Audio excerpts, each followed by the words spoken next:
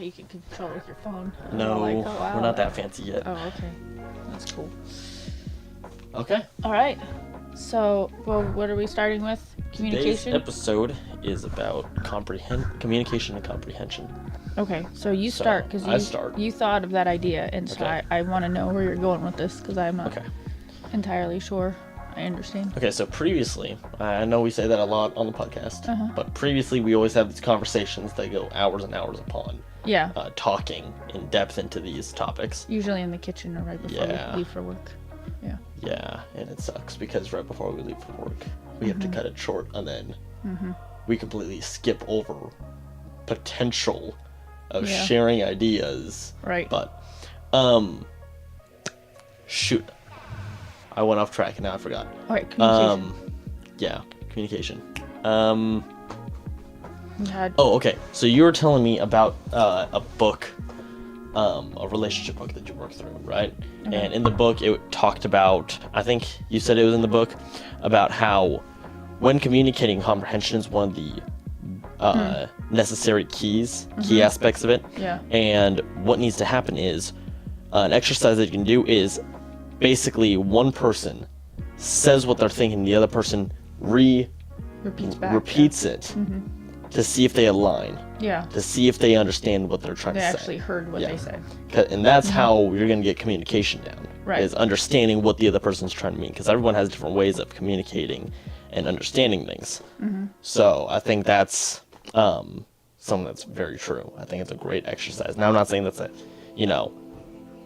this is how to keep a happy relationship. Right. That's not a thing. That has to come from true passion and loving the person. But yeah, so that's what I think is important. I know that was a little short, but that, and I saw a video a while back, about a week ago, and it was talking about how when women bring their problems to men and communicate their problems, the men tend to base it off of logical thinking instead of what the woman's feeling. Right. I feel like it gets dismissed very quickly. And there's the assumption that they're just trying to get something out of the man by bringing these problems. And for some reason, it's normalized that, the man's supposed to hate being in a relationship with his wife. He's out with his buddies, talking about how he'd rather be with them than with his wife, and how he's going to have a headache when he goes home and all of that. I think that really comes from that miscommunication, to be honest. I think that's where it comes from, because you have these problems that are being shared, but they're not being dealt with. It just lingers, and the more it lingers, the more it ferments, like a really nice fine wine. But the more it ferments, the bitter it gets. So I think that's really where normalized, or I guess modern day culture has normalized that, marriage is ugly. Wow, you said a whole bunch of things there, and I had like a whole bunch of thoughts. Well, Oh. yeah. Let's see. So, I mean, I think,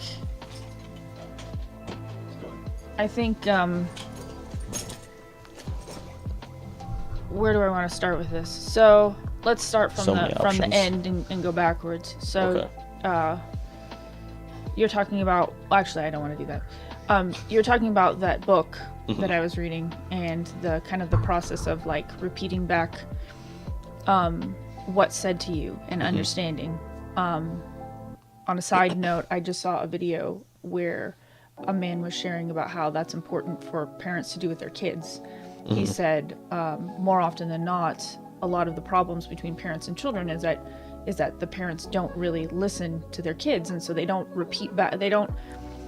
He was saying that this process of repeating back is actually very important, because if you say back to the child what they said to you, if you stop there, they'll be more willing to continue on explaining, right? Because they realize that you're actually interested in what they're saying, or that you've shown or displayed an interest in what they're saying by saying, I've really listened to you. Instead of just Here's what you said. making it seem like you dismiss their Yeah, intentions and feelings. Yeah, he gave an example of like a kid coming, home and saying, "Mom, Dad, I want blue hair," And, you know, he gave an example of his dad's response, and he said, my dad would have turned around and said, no, you're not getting blue hair. You know, and that's the end of the conversation. Like, you're under my roof, you're not getting blue hair.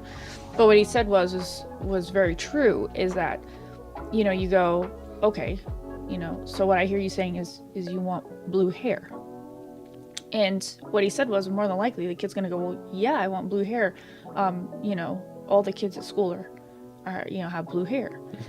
And so as a parent, you go, okay, so you're saying that all the kids at school, you know, want blue hair. And he's saying, well, you know, the kid will probably respond with, yeah, and you know, everyone's doing it. And so then as a parent, you can kind of hone in on what they're really wanting, which is to fit in or to feel like a part of something as opposed to the outsider, right? And so then when you get down to the root of the problem, and I think over and over again in this podcast, I think what we're going to find ourselves doing, which is really the conversation that we have so many times, so often, it comes down to, we talk a lot about the root of problems and how our culture seems to have all these fixes for things, or they say things, but they're really band-aids.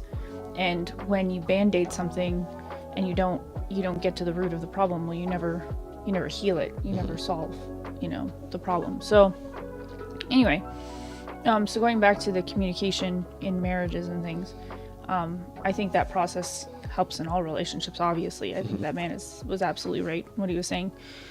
But I think there's a lot of layers to what you're talking about. I think in a relationship, you first have to have somebody that's willing.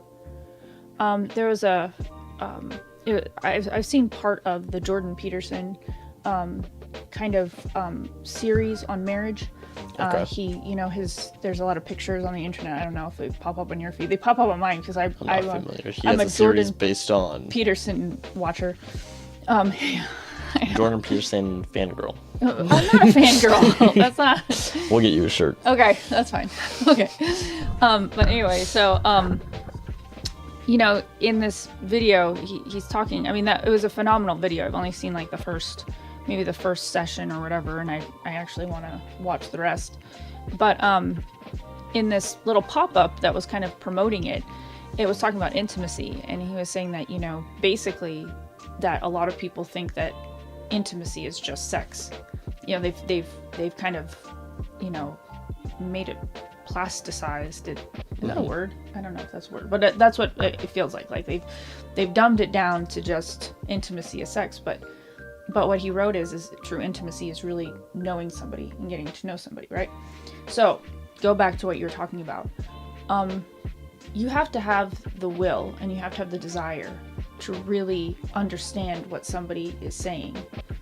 And I think that the repeating back of what you've heard is just a method to achieving that. But the problem is you have to start with somebody who really truly wants to know what you're talking about and what you're trying to tell them.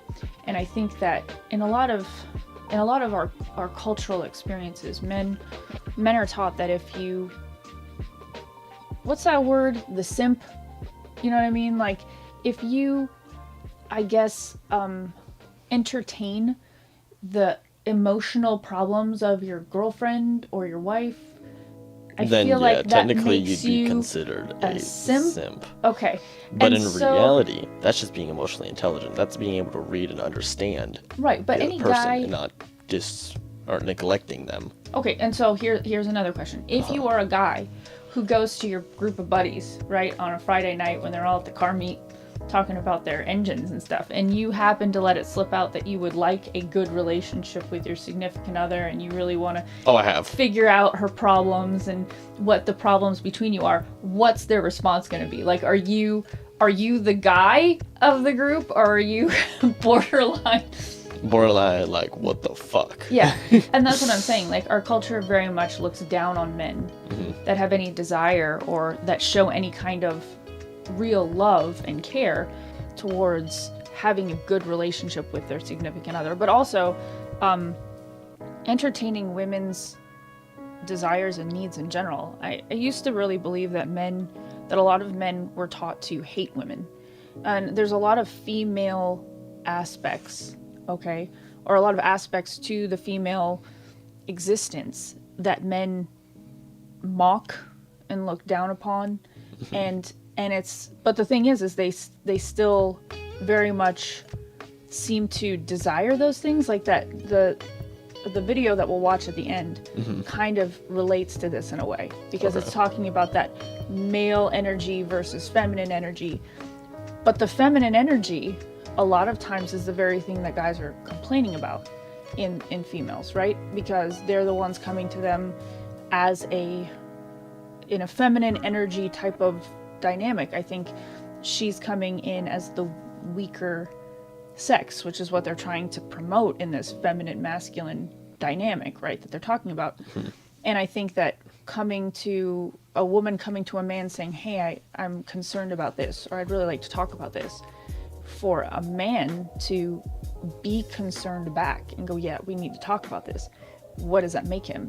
He then all of a sudden it's not, she's being in her feminine energy, and his masculine energy should then come in and be the guy who's going to be the strong, emotionally stable one that they talk about or whatever, and listen to her problems and help her be able to vent so that she can live in that safe space or whatever. Our culture encourages men to do the opposite. Like, if you're a guy's guy, what are you going to do? You're going to be like, I don't want to talk about that, emotional, I can't tell you. This is too emotional for me. Yeah. And stuff like that. I've heard guys talk about, like, anytime there's emotions brought up, it's like, I don't want to talk about that. I'm not a girl. I'm not a woman. You don't see me getting all emotional. That's gay. Yeah, exactly. So, so we have all of these very, very contradicting ideologies that are being presented. And I think that in reality, what it really boils down to is men need to be authentic to who they really are and what they really want, right? Real communication the first step to any real communication has to be that you understand what you truly want from the relationship. And I would bet 1,000% that men most of the time do not know why the heck they're in a relationship in the first place.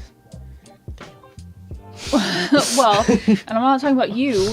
I know, you said majority of men. I'm talking about the majority of men that get into a relationship maybe because they're, I hate to say this, but maybe because they just, they're looking for the physical aspect, or maybe because they just think that's the thing that they should do. And if they're seeking that physical aspect, we said this previously, but that's them trying to fill that worthlessness, that void in their whole, in their chest. Well, a lot of it is probably lust, right? But also men are taught they're taught that if they're truly men, that they're going to see women in this objectified way. Yeah, in a sexual way instead of as a significant other or their other half. Mm-hmm. Well, so. I mean, even you, like you were in a relationship and you had a friend who's sitting there shoving pictures of other women in your face, and the whole point of that was to try and get you to cave to the peer pressure of being the guy's guy. We're buddies in private. I cannot tell you how many times I've had groups of guys literally be like, "Oh yeah, that girl's hot," and like pass around the phone and show. I cannot tell you the amount of times I've been. Right, and it's the thing is that I know men know this, and I know that they understand that if their girlfriends were standing there, that their girlfriends would be hurt. They'd probably be more afraid of the girlfriend. But the thing is her. that culture has said you should let your guy do this because this is how men are. So they won't say anything anymore. So guys aren't afraid. But that deep down, that female's hurt because this other guy's viewing this other female as attractive. And what it leads to, again, and we've talked about this, the difference between faithfulness and commitment and all that stuff, right? It's the option. If you are in a committed relationship, any level of commitment, whether it's boyfriend, girlfriend, or you're in a marriage or whatever, if you can see another woman as sexual, and if you're the woman and you can see another man in a sexual way, not even a sexual way, if you see them as an option, that's loyalty right there. You're on the loyalty level. You're not committed. You're loyal. Well, I don't even consider that loyal. I think you've honestly become disloyal in that moment. And well, you do. And you've broken whatever. But we've also talked about how loyalty is only present when rivalry is on the table. Right. But in even a person that says, well, I'm loyal, they're saying, well, I know that there's other options out there, but I'm forfeiting those options in order to be in this relationship. I think in that moment when there's a group of guys passing around a phone and they've all got significant others sitting at home thinking that they're out with the guys, and they're just having a good time, that they think, they don't assume that they're passing around checking out other women. They assume that they're talking about cars, or they're talking about the football game or whatever, and that's not truth. And that's one of the things that frustrated me about being in relationships, when men would talk about these things about being with going out with the guys. It was like deep down inside I knew stuff like what you just said happened, right? I was fully aware of the fact that this is what they do, and they all hide it, and it's like what the bro code or whatever. You don't go and you talk about it. You don't tell your friend's wife that he was just getting excited about some girl that he saw on a phone. But the thing is that that's what's accepted, and then they get mad when their girlfriend or their wife says, well, I don't want you to be a part of that. I don't. And then they say things like, well, we're not doing that. We're not talking about anyone else. What do you think? We're looking at other women? Well, you are. But you're lying to your spouse or to your significant other. So then it goes back to, well, what does a man really want? My question then is, well, why is he with his wife or his girlfriend if there's a part of him that is seeking out something or someone else? So I think this really has to do with something other than what we think it does. Okay, so you were talking about how is the man able to seek this and desire these other things while he's with his wife or girlfriend. Right. Where all of that is completely accessible, right? He can view his girlfriend or wife or spouse or significant other, whatever they're in, as that, yet he chooses to view her and many more as the same. Like I said, that is them. Men are lustful and not loving because they're trying to fill that hole. They've lost their purpose. They have lost their passion. So they view themselves as worthless. Okay, they have nothing to offer to the table, so all they'll do is take. Well, we know that lust takes, and another thing that takes is narcissism, and that's why you have narcissistic tendencies. And that's the thing, is that narcissists will take until they drain you of all your needs, and then they move on to the next. It is a leech. They're leech. So what I can say is it's statistically proven that more narcissists are male. Like that is, the rates are higher. More narcissists are male. I think it's because it develops, the starting states is losing that worth. Yes. They lose very much so. a purpose and a worth. So they go down this deep rabbit hole of trying to take enough from other people to fill that emptiness they feel inside. Well, so, and this goes back to value, right? If a guy has one girl that loves him, okay, that one girl will never be enough to fill the void you're talking about, because that void is not supposed to be filled by anyone but by God's love. And when you have that God, when you know that God loves you and that he likes you, then you feel worthy. And when you feel worthy, then all of a sudden you have something to give, which is what a relationship is supposed to be. It's not two people taking all the time, it's two people giving. And it's, a gift is always something like, you don't need a gift to survive, but a gift makes life. You know what I mean? And so I think that that's what relationship is supposed to be. You can survive on your own. People prove that all the time. There's people that isolate themselves constantly, but the idea that being with somebody is a blessing, that there's a greater way to live or a better way to live with somebody than without, that's what the relationship should be, right?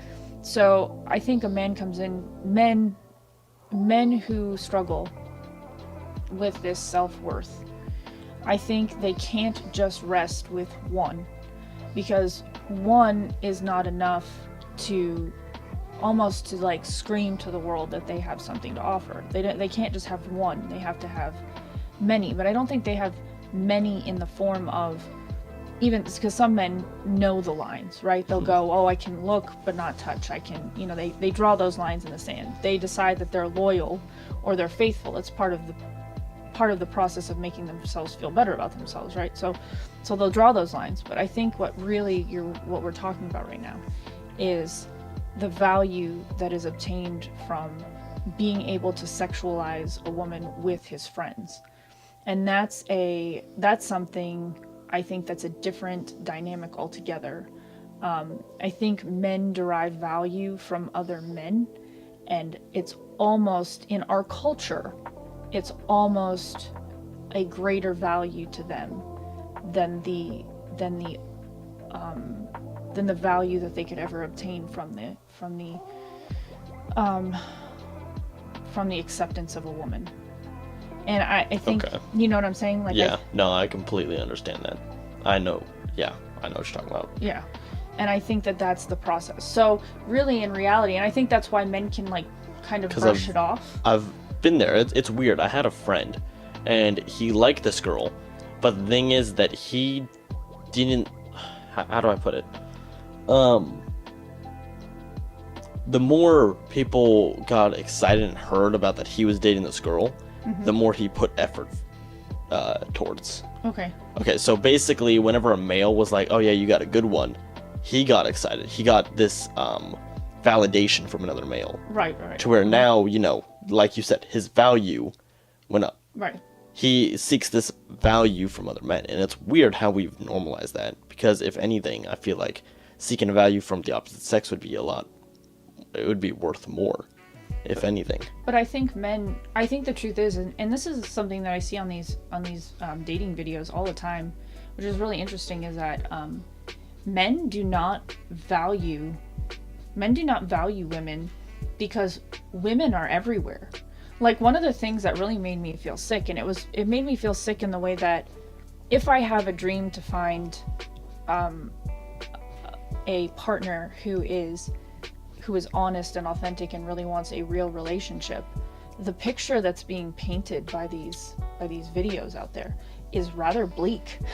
Because what basically they're saying is if you want to keep a man, you have to manipulate him in order to kind of keep him, right? Because what men really want and what men are seeking is something that's they can get it from any woman.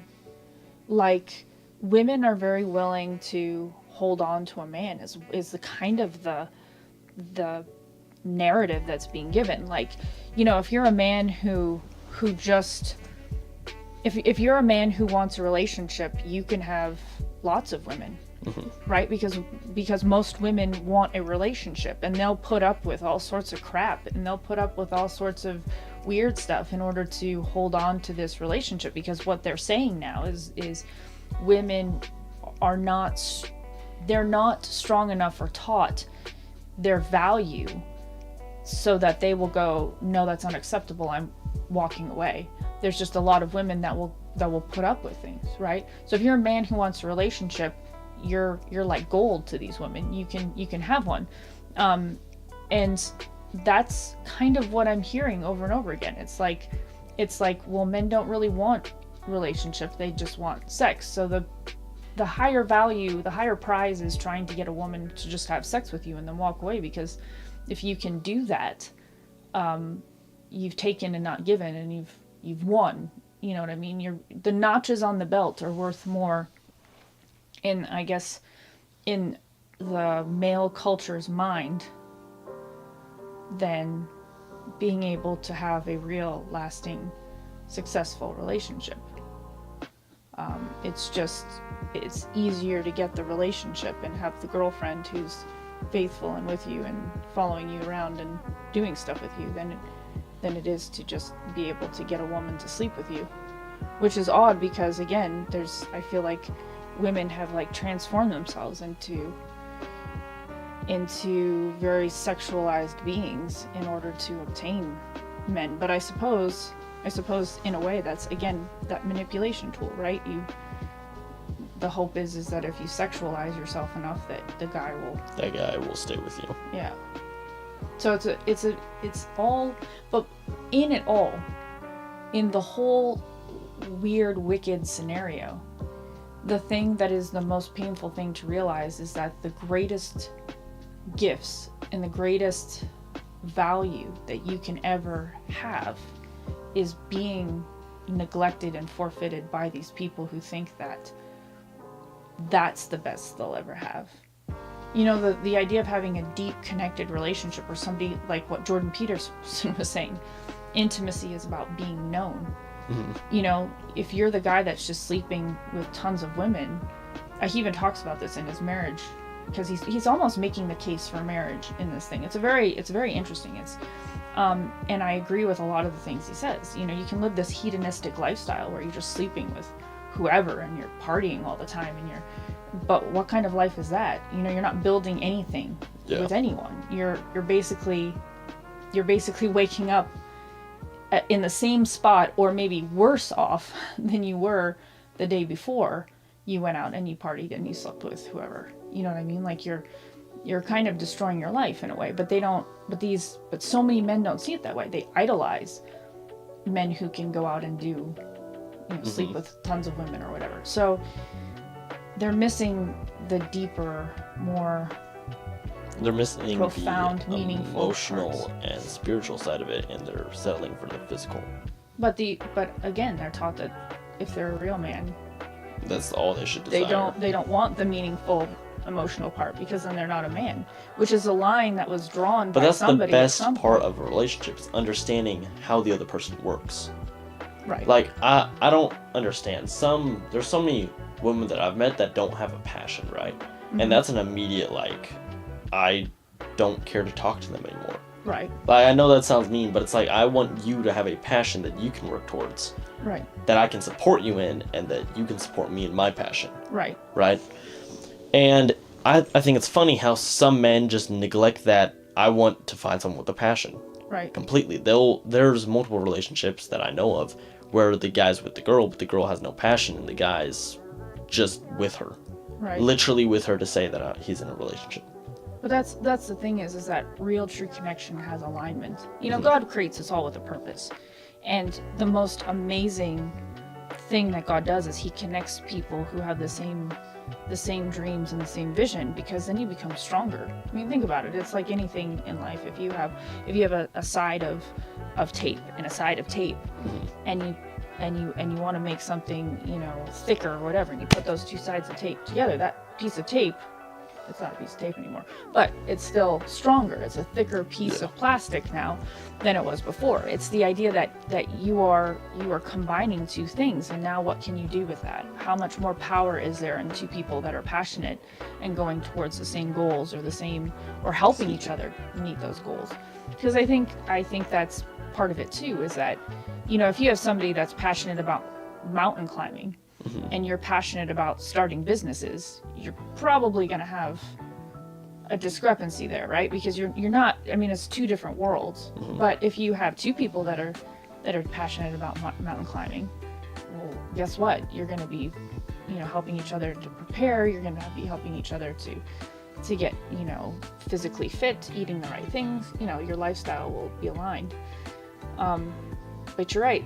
People that don't see that and don't care about that, they're missing out on the deeper opportunity of true connection and the understanding. All of us want to be understood.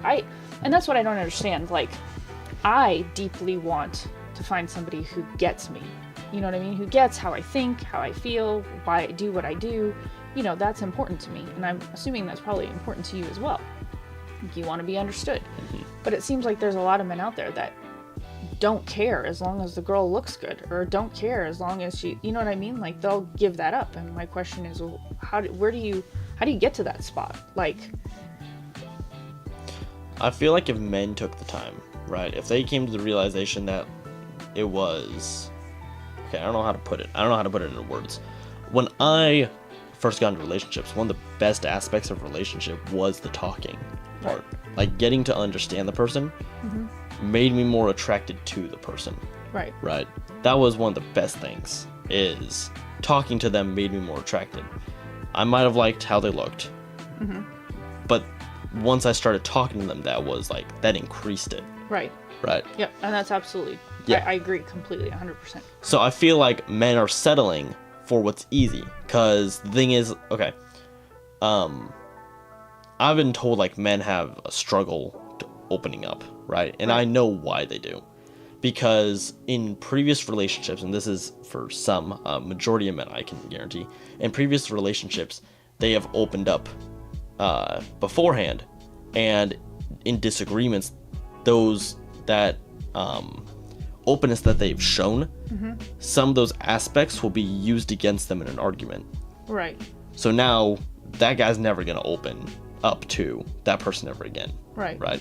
So I think that's what they're really scared of. Men are terrified of having what they've gone through thrown against them. I think that's really what's going on. That's why they don't seek that vulnerability. Not vulnerability, but that verbal connection. Okay. That verbal connection of and understanding, comprehension of it. I think they just settle for the physical aspect. Because it's easier It's and easier less, to obtain. less scary. It's interesting to me that people say things like 'Cause they're scared of. All a man has to do is get physically fit, and then he has a ton of girls that want to sleep with him. Which is weird, because I see that, like, being on dating profiles. I can't tell you the number of men that are like, their dating profile is them shirtless, you know, acting like they're and it's for Take me, the shirtless pics off. Someone's gotta fucking say it. Damn. I and that's the thing is like, I look at those and I'm like, oh gee, like it does look like, but see, you know what I've come to the conclusion of, right? It's actually maybe not so bad in choosing who to weed out, because if a guy is putting a shirtless photo of himself in the picture, in the picture, more than likely it's because he himself values skin. He himself values seeing skin, or seeing so in other words, and don't get me wrong, he's looking for somebody that he can look at. So he figures if he puts himself on there, you know what I mean? Because you there's tend nothing to make wrong with wanting to decisions look like good. There's nothing wrong with that, right? No, but this is a dating profile, Yeah. not like and again, I'm on there for much different reasons than, you know, other people. I mean, some people really are just one night stands. right, and so I guess a shirtless photo would then be Appealing. a marketing tool. That's really not right. A marketing tool. So marketing equals money. I feel I'm a like, businessman. I feel like yeah. Now the thing is that man could be putting that out there because that's what he thinks women want. And deep down, okay, so there's two ways of taking it, right? There could be that douchebag that literally only wants to sleep with girl to girl, right?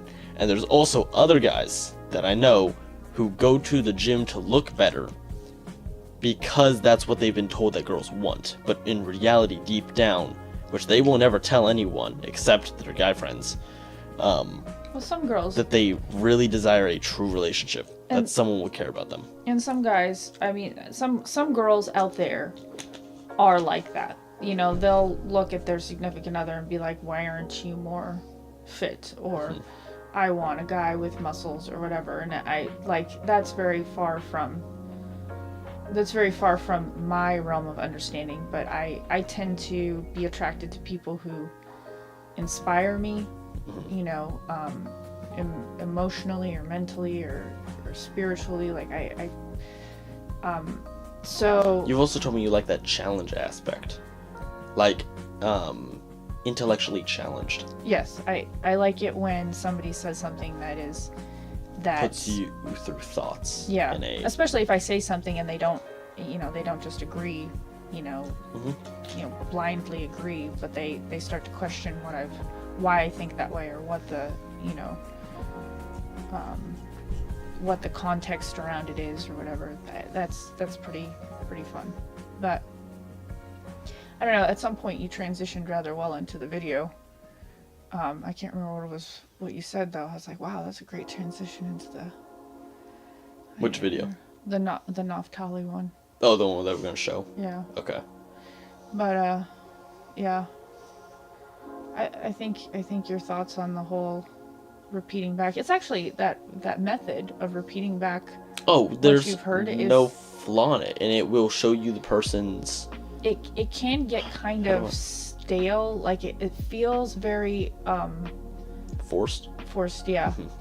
It's not authentic. Yeah. But the idea of it is, this is how I'm feeling. I need you to repeat back in your words what I said to know that we're on the same page. And in using it, there have been moments when repeating it back is not, like, in me repeating it back, the other person was like, no, you're not getting it.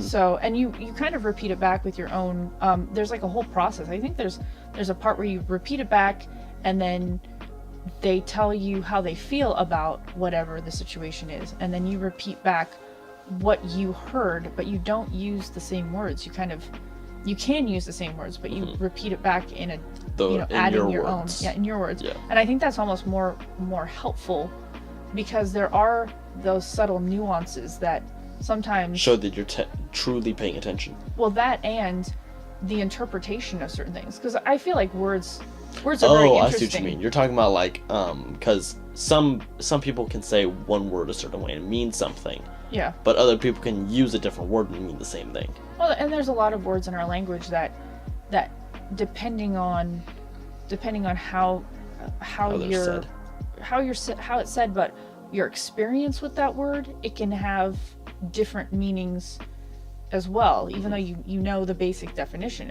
But it has certain things that it conjures up, or emotional things that maybe are even attached to it.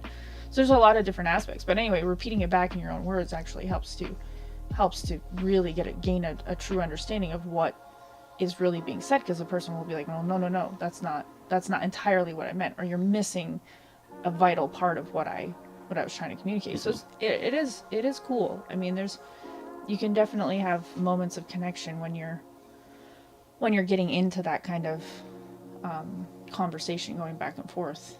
It's pretty cool. But yeah. Well, do we want to do the video now, or do we want to? Yeah, we can do the video. Okay. The biggest mistake women make in relationships is they put themselves in very weak positions to be in the intimate relationship they seek. They put themselves in positions that makes them so unavailable. And then, of course, what do they say about most men? They're emotionally unavailable. Look at your current circumstance of your life. You're a stewardess flying from one place to the other. Are you in a place to build a relationship? How could you? You're a high-end CEO at a Lloyd firm. Are you in a position to be in a relationship with the man you're talking about? No, you're not. Because what you're really asking him to do when you're in that position is to neglect the one that he's in that actually allows him to give to you. Yes, there's a difference between men and women. And when women put themselves in positions that are problematic to build a relationship with the man that they're seeking, that is a leader and going to be a provider, don't try to step into those shoes either. You're just stepping in the way.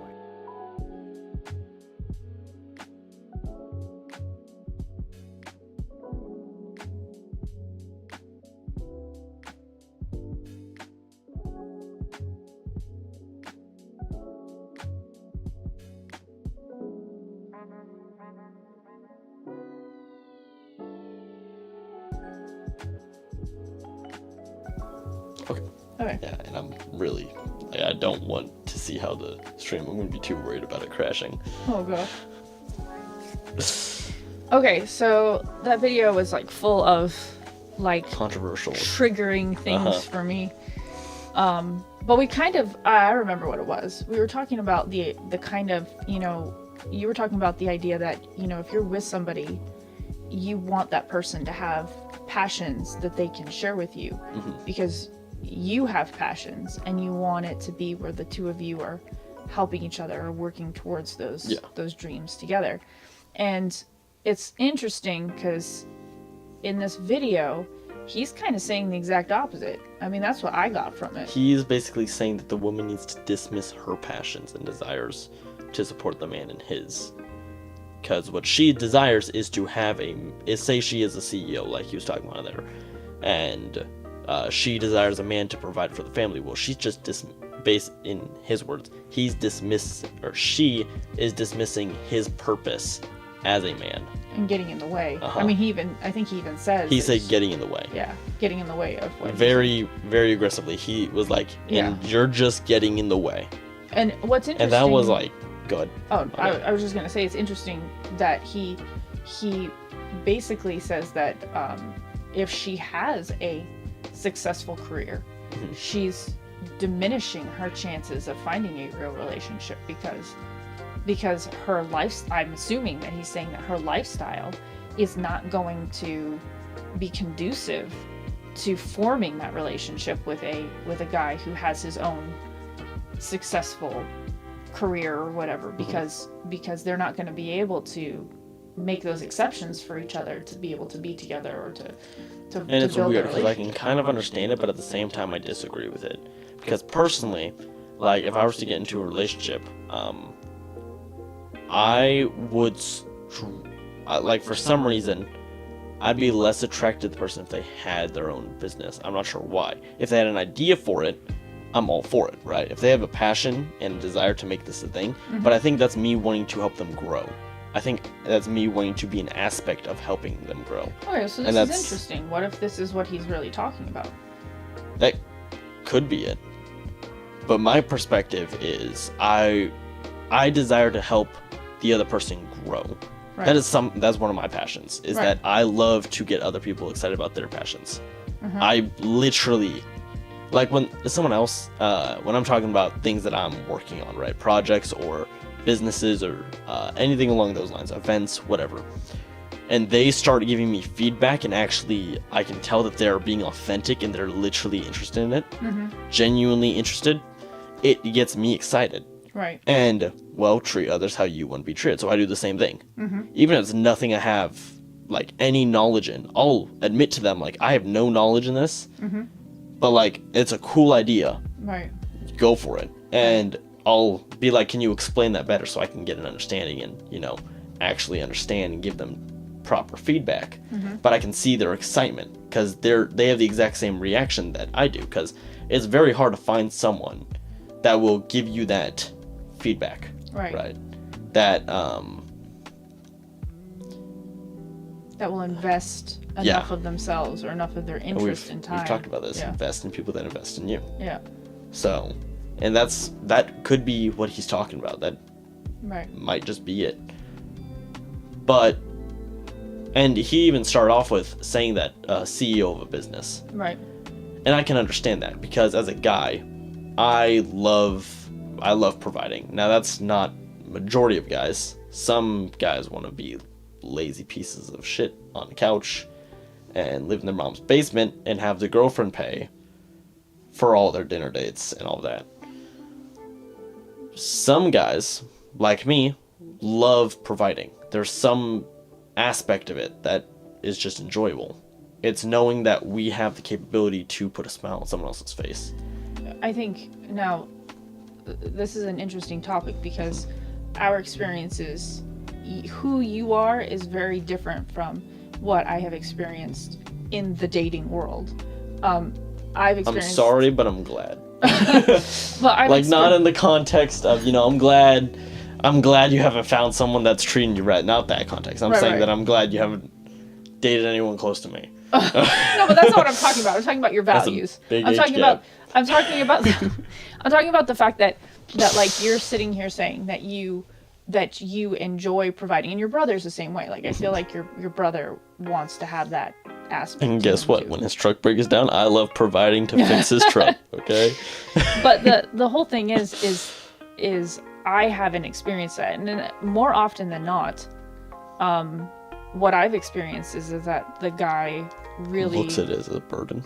Yeah, and almost looks at me like, what the hell? Like, why aren't you contributing? You know, what's your contribution? Well, because this? And we've even seen videos, like, you know, or at least I have, where it's like, you know, Steve Harvey's talking about guys saying things like, well, what does she bring to the table? She's not supposed to bring anything to the table financially or anything along those lines. I can tell you that, like, I have even looked at my own life, right, and gone, maybe I'm just not successful enough to attract somebody that has the heart or or the mentality that I'm looking for.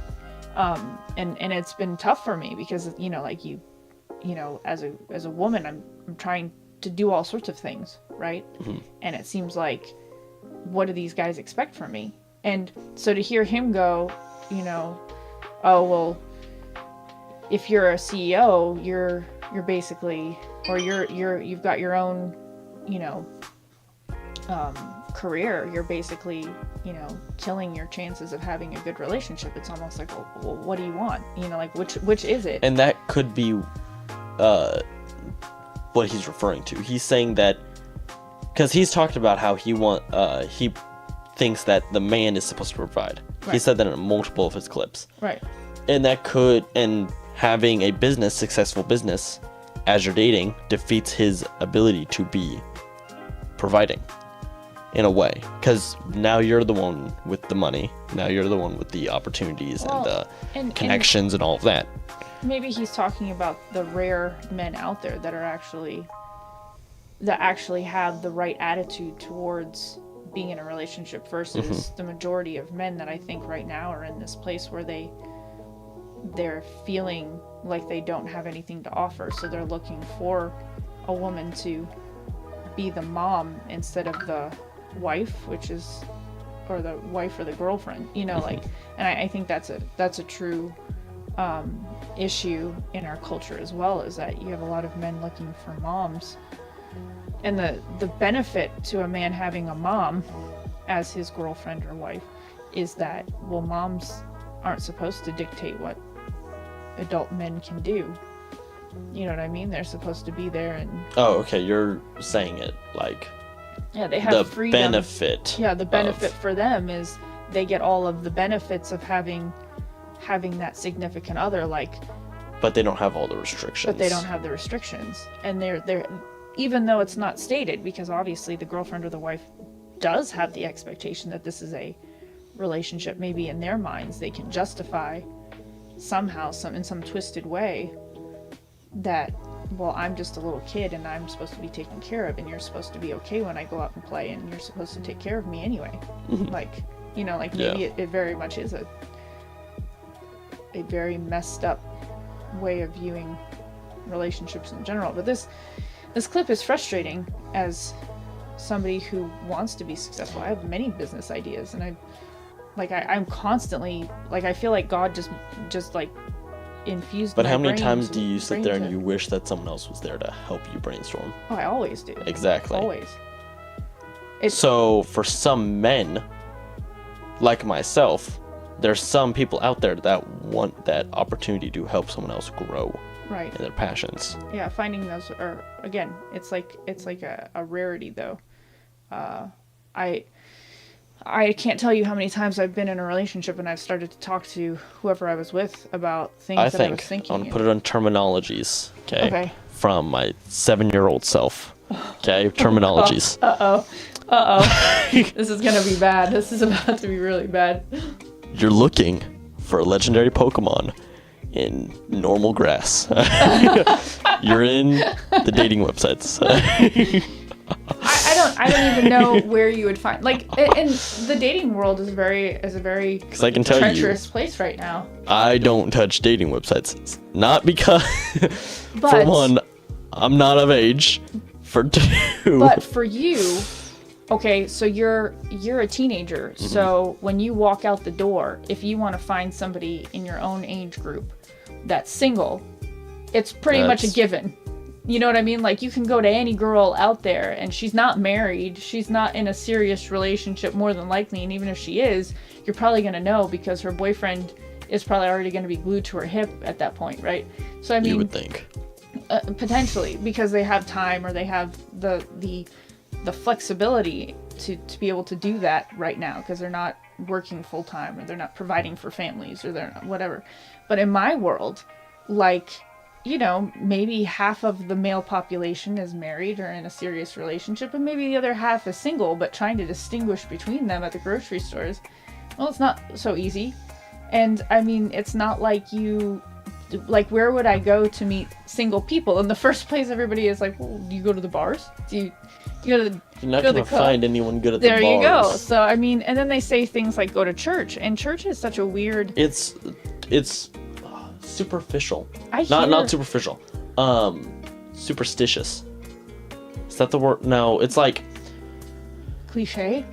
Kind of. I don't know how to put it. It's like no one seems authentic. Everyone has a smile on their face, but as soon as you walk out of church, that smile dissipates. Oh, well, that's one of the... I mean, we can have a whole conversation about my take on church, but my whole point is, and like, I've heard stories, I can't remember if it was...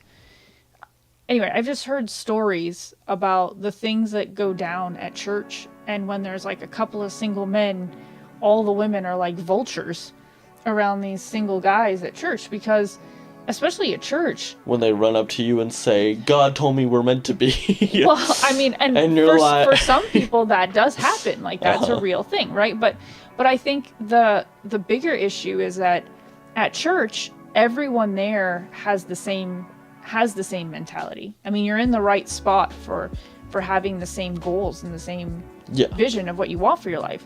But the problem is that it's kind of cutthroat, because all of a sudden the pool is much smaller, right?